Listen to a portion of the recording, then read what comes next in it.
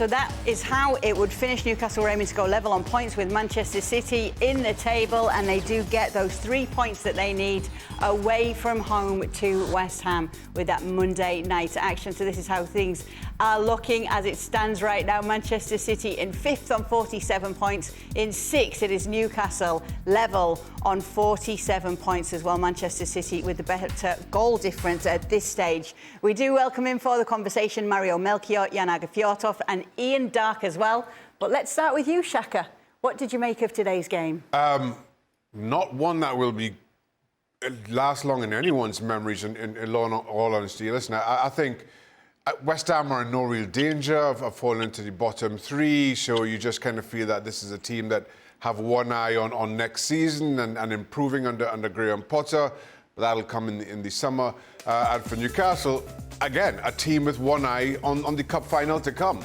And kind of given how things played out last season, Pope was sent off right before the cup final. You had Gordon sent off last week. So you just wonder how many of these players were kind of cautious of that. And in the end, it was not a convincing performance by either team. Newcastle just about got it done. I guess you can say they deserved it, but that's about it. Other than that, it really wasn't one to remember, in all honesty. I suppose, Ian, you can say, as Shaka said, Newcastle got it done, and that's the most important thing for them. I thought it was a great night for Newcastle. 6 days before a Wembley appearance. I think I'm more impressed than Shaka, because this is a Newcastle team coming to West Ham, coming off a win at Arsenal, Leicester win, 2 clean sheets, and they still got their mind on the cup final, the League Cup final, coming up on Sunday in London, of course. But still, they went out there, did their job without Gordon, without Lewis Hall, without Bottom. There are so many things that you could put there. And mind you, they haven't won a trophy in 70 years. Not even Shaka played at Newcastle at that time. He was too young for that. So this is a game that is kind of difficult. How do you go into that? You don't want injuries. You're looking forward to the Wembley game. So I'm a bit more positive than Shaka. I think they did a good job there, took 3 points. They're still in the Champions League contention. So I think that was a good day for Newcastle Football Club. OK, let's change Newcastle the J United, for an sorry, I. As a borough yes. Mr. Ian Darke. Thank you very much. Yeah, sorry about that. I agree with Jan, really, there. I thought it was a good night for Newcastle. 6 days before Wembley. They didn't pick up any further injuries. They picked up 3 points to move them closer to Europe. West Ham, weird season for them, really. It's a season, really, where they're going nowhere, isn't it? They just hope they can end it well under Graham Potter and maybe build something for next season. But I think they've been a massive disappointment. But Newcastle, yeah, it was important they didn't pick up any more injuries. Any takeaways for you, Mario? No, I think, what the guys already said. I think it was like almost like watching 2 games, you understand. The first half is one team, and the second half was all West Ham, but Newcastle capitalized in that situation when they were attacking. And also when you play at home, you expect a little bit more from West Ham. I know, we talked about it, that maybe the season, you understand, is going up and down for them, and it's not really, okay, Potter is trying to get his foot in and making sure that everybody plays the way he wants. But when you watch Newcastle, it almost looked like, especially, the second half, it was like we came to do business just to win, nothing else. We not came to entertain you. They changed Isaac, put a different striker on, just to stay fit and keep going. And they were fortunate. The goal could have really been called the other way, because the way he pushed Kilman, but Kilman just felt like somebody shot him. So that's why he probably didn't get that penalty, because the free kick. So that's why it was kind of funny. Let's return to the conversation for the top 5, Shaka, and your thoughts on how Newcastle fare in that race. Listen, well, to the point that the boys are making, absolutely getting 3 points and keeping in touch with the top 5, even points with Manchester City, Chelsea only 2 points ahead, and then Forest, and you just Forest, you know who they are, but you wonder if they're going to be as consistent between now and the end of the season. They have a little bit of a gap between themselves and City, Newcastle in 6th. Chelsea, you've seen the up and downs with.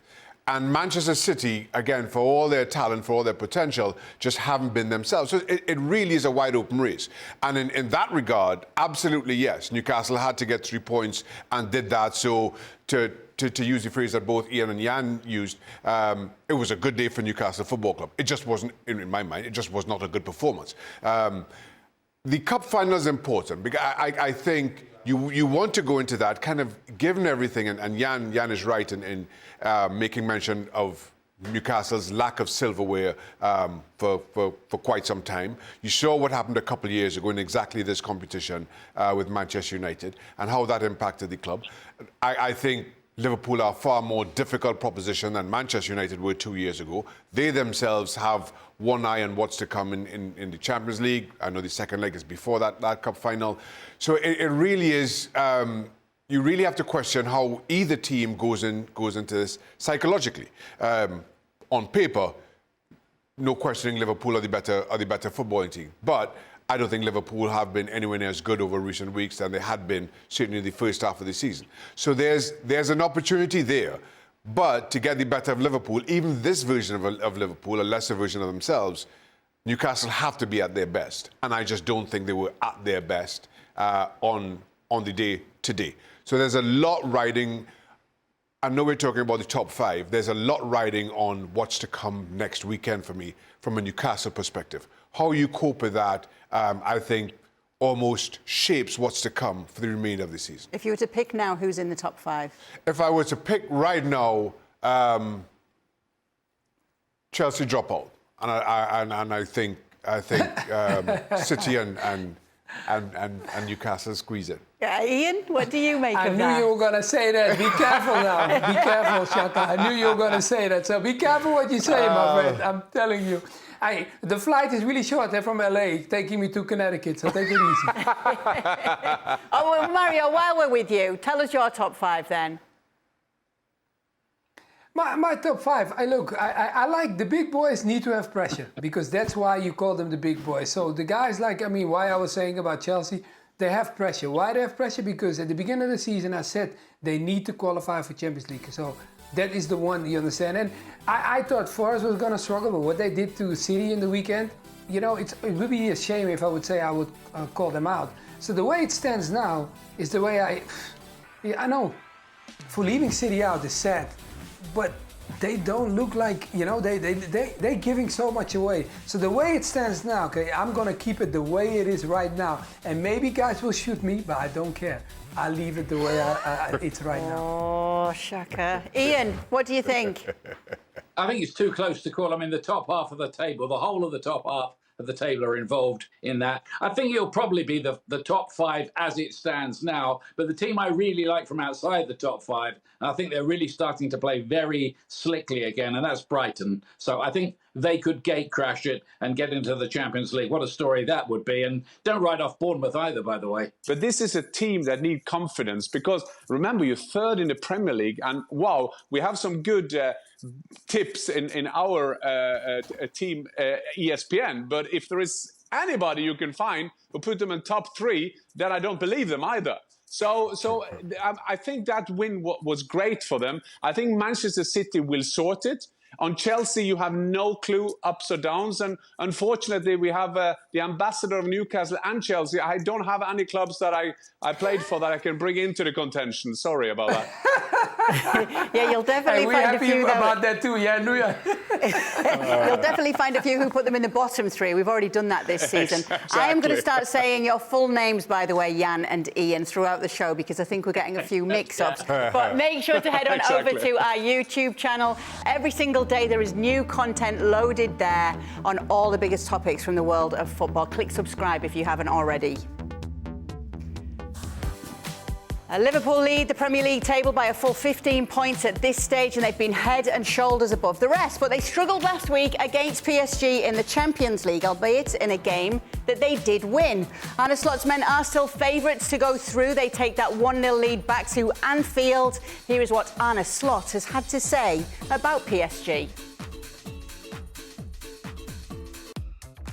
He says, I think Liverpool will need to give the best performance of the season because this is the most complete team we've faced so far. Of course, we faced Arsenal and Manchester City. It's not that there are big margins, but the intensity PSG played at, combined with the quality they have, let's be honest, we are talking about the richest club. So they have So much quality and a great manager because he brings the best out of every player. He brings incredible work rate in the team. So that's why I think we need to be at our best tomorrow. Aage Fjortoft, that is quite a big compliment from Arne Slot there. It is, and I think he's right. And I will add to his statement that I think not only Liverpool have to be at its best, all Anfield need to be at their best. I think that this is going to be one of those magic Liverpool nights, Anfield nights. I was at Anfield on Saturday watching a game against Southampton. And mind you, this was a game against the worst team in the Premier League. They played this game between the two PSG games. And yes, Southampton were good at times, but still Liverpool did what they have done this season, scoring goals, being there in the second half to turn that around. And I'm kind of impressed by that because I think that the way the Liverpool... Can you imagine Salah? He just want to keep on playing. Salah will never ask for a rotation. Salah will never ask, can I not play this game? Of course he won't, because he's a striker on a run. You know he will score goals. But still, there is something about Liverpool who's doing what they have to do. And I also saw the statement for Slot that he said, we weren't that bad in Paris. It was just that PSG was so much better. Do I think that PSG can win an Anfield? Absolutely. I think if we had a guy called Shaka who will done some power ranking at the moment, he will put PSG at least top 3, wouldn't you, Shaka? Right, no, absolutely. Yeah. And Jan is absolutely right. For all of Liverpool's history, for all that Anfield brings to Liverpool, this is not a foregone conclusion by any stretch of the imagination. I'm not sure I've seen a more one-sided game in the Champions League between two European giants.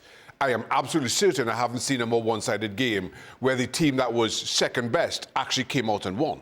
That was exactly how good PSG were. And Arne Slot's right. Take absolutely nothing for granted. This is a PSG team who have been trending in absolutely the right direction. And as I said before, I don't think that this version of Liverpool are as good as the version that we've seen in the first half of the season. The only difference was the performance of Alisson, and I think we've all kind of said that that was the best individual goalkeeping performance we'd seen from a top-level goalkeeper probably in our lives. And it's interesting because we've just seen some images there of what happened next for PSG in their domestic league. They had a 4-1 win over Rennes. We saw Dembele scoring 2 goals off the bench in stoppage time. However, Ian, the next game for Liverpool in the Premier League came up against Southampton, and yes, they won it. But as we just heard Jan say in there, they struggled in that game. Yeah, they struggled, but they still won the game. I mean, Slot was right last week. They were very lucky. It was almost a freak result because Paris Saint-Germain were out of this world, particularly in the first half of this game. And I think they'll go all-out attack at Anfield as well. Kvaratskhelia, almost unplayable, wasn't he, at times? Barcola, Dembele, as you say, scoring goals. I think that Paris Saint-Germain will score at Anfield. But let me give you a stat here. When Liverpool have got an away victory in the Champions League or European Cup away from home, they've played 37 times in that situation. They've never failed to progress. So that's the situation they're in. And I think the Anfield factor, I think Liverpool will get it done, but I think it might be a very scary ride for them. He's also prepping his team really well to making sure, because I think he's going to face, you understand, in the situation where he is, one of the best teams now coming to Anfield. And normally you don't come to Anfield with a lot of confidence. But I agree with the guys, PSG will be very confident. So they have to understand that this might be played in a certain way. How we have seen Liverpool might be slightly different than we used to them, because they might not be the team that's going to make the game. And playing at home, it's going to be very, very difficult to be patient and keep your discipline and staying in a certain, protective situation and try to pounce on the situation in the counter, because if it's too open, PSG will really, really play you apart.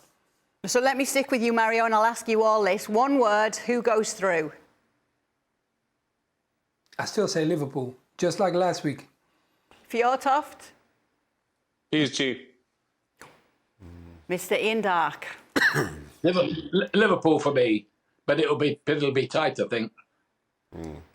I'm leaning Liverpool, but not a convincing Liverpool at all. Okay. Yeah. I'm not convinced on that answer. Yeah. Nobody wants to be sat next to Stevie Nicol watching that game, even though he's so comfortable. Not even Stevie you know wants that to be it's going sat to be next to fine. Stevie Nicol. He's telling us that, they have to win at Anfield now. I thought, yeah, all right, Stevie.